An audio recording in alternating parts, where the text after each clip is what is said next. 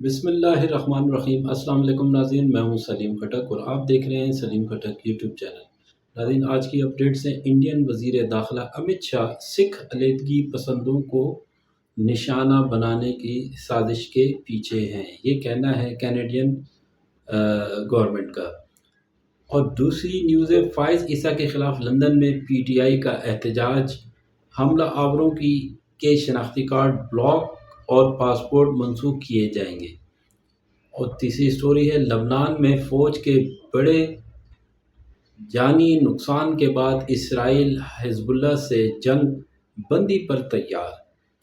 اور چوتھی سٹوری ہے، فائز عیسیٰ کی گاڑی پر حملے میں ملوث افراد کے خلاف کارروائی شروع کر دی ہے پاکستانی ہائی کمشنر یو کے۔ ناظرین، اس کی ڈیٹیل میں جانے سے پہلے اگر آپ نے ہمارے چینل کو ابھی تک سبسکرائب نہیں کیا ہے تو کر لیں اور بیل کے بٹن کو لازمی دبائیں تاکہ آپ کو نئی ویڈیو کا نوٹیفیکیشن مل سکے۔ تو سب سے پہلے، سکھ علیحدگی پسند تحریک خالصتان سے تعلق رکھنے والے رہنماؤں کے کینیڈا کی سرزمین پر قتل کے معاملے پر کینیڈا اور انڈیا کے درمیان تعلقات میں تناؤ بڑھتا جا رہا ہے۔ کینیڈا نے منگل کو الزام لگایا کہ وزیر اعظم نریندر مودی کے اہم ساتھی اور انڈین وزیر داخلہ امت شاہ کینیڈا میں سکھ علیحدگی پسندوں کو نشانہ بنانے کی کوشش کے پیچھے ہیں۔ برطانوی اخبار رساں ایجنسی رائٹرز کے مطابق انڈین وزیر داخلہ پر یہ الزام کینیڈا کی جانب سے اس ماہ 6 انڈین سفارتکاروں کو نکالنے کے بعد عائد کیا گیا۔ انڈین سفارتکاروں کو کینیڈا سے نکالنے کا تعلق وہاں ایک سکھ علیحدگی پسند رہنما ہردیپ سنگھ کے قتل سے ہے۔ اس سے قبل امریکی اخبار واشنگٹن پوسٹ نے بھی اس کارروائیوں کے پیچھے مبینہ طور پر امت شاہ کا ہاتھ ہونے کے بارے میں رپورٹ کیا تھا۔ کینیڈا کے نائب وزیر خارجہ ڈیوڈ موریسن نے ملک کی شہری دفاع اور قومی سلامتی کمیٹی کو بتایا ہے کہ انڈین حکومت ایک سینئر وزیر کینیڈین شہریوں کو دھمکیاں دینے یا قتل کرنے کی سازش کی منظوری دی تھی۔ یاد رہے کہ گزشتہ سال جون میں سکھ علیحدگی پسند تحریک خالصتان سے منسلک 45 سالہ ہردیپ سنگھ نجر کو وینکوور کے قریب مسلح افراد نے گولی مار کر ہلاک کر دیا تھا، جبکہ کینیڈا کے وزیر اعظم ٹروڈو نے اس قتل کے پیچھے انڈیا کا ہاتھ ہونے کا الزام لگایا تھا۔ راکیل ڈھانچو 14 اکتوبر کو امریکی اخبار واشنگٹن پوسٹ میں شائع ہونے والی ایک رپورٹ کے بارے میں سوالات پوچھ رہی تھیں۔ اس رپورٹ میں اخبار نے ذرائع کا حوالہ دیتے ہوئے لکھا ہے کہ انڈیا کے مرکزی وزیر داخلہ امت شاہ نے کینیڈا میں سکھ علیحدگی پسندوں کے خلاف کارروائیوں کا حکم دیا تھا۔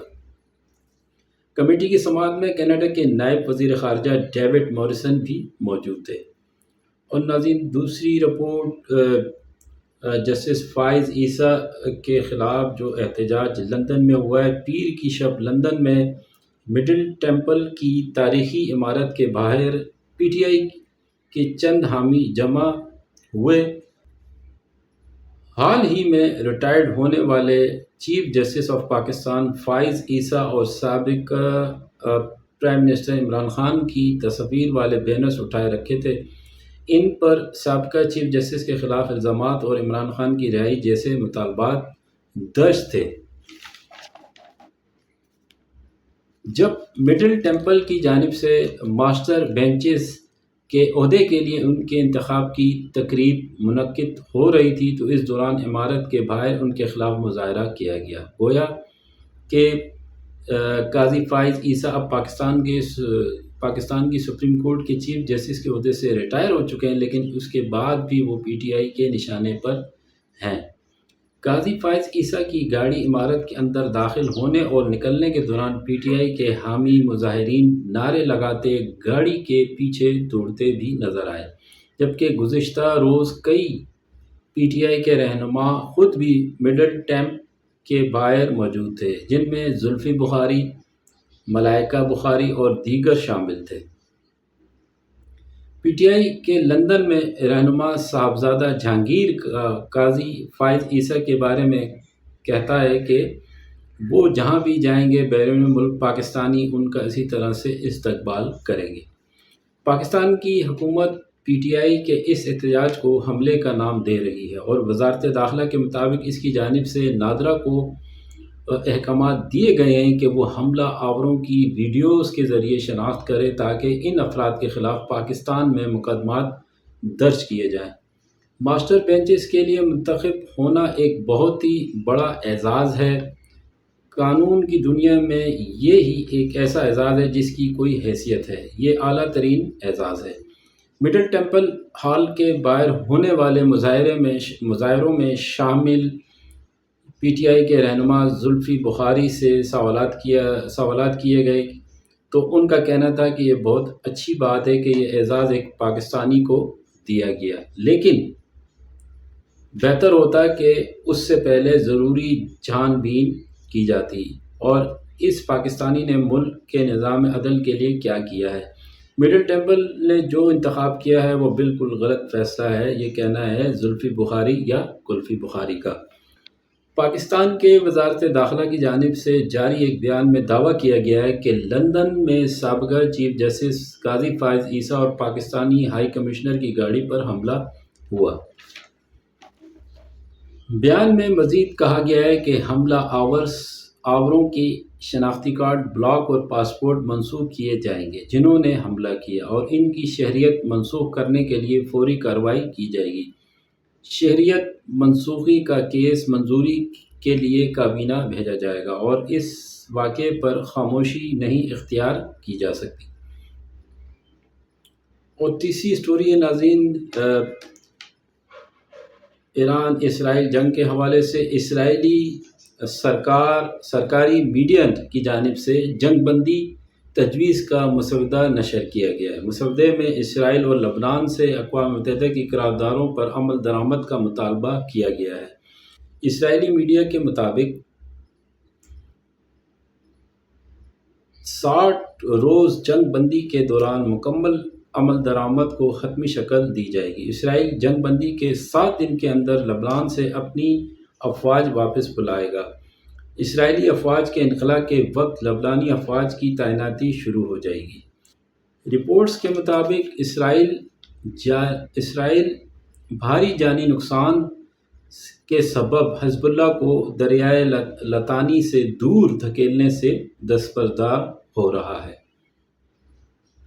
فلسطینی میڈیا کا کہنا ہے کہ دوران ماہ لبنان اور غزہ میں حماس اور حزب اللہ کے ہاتھوں 62 اسرائیلی فوجی ہلاک ہو چکے ہیں۔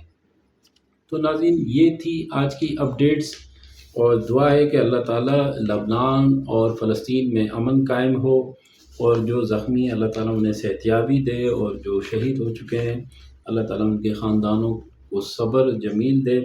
یہ بہت اچھا اقدام ہوگا اگر وہاں امن ہو جائے۔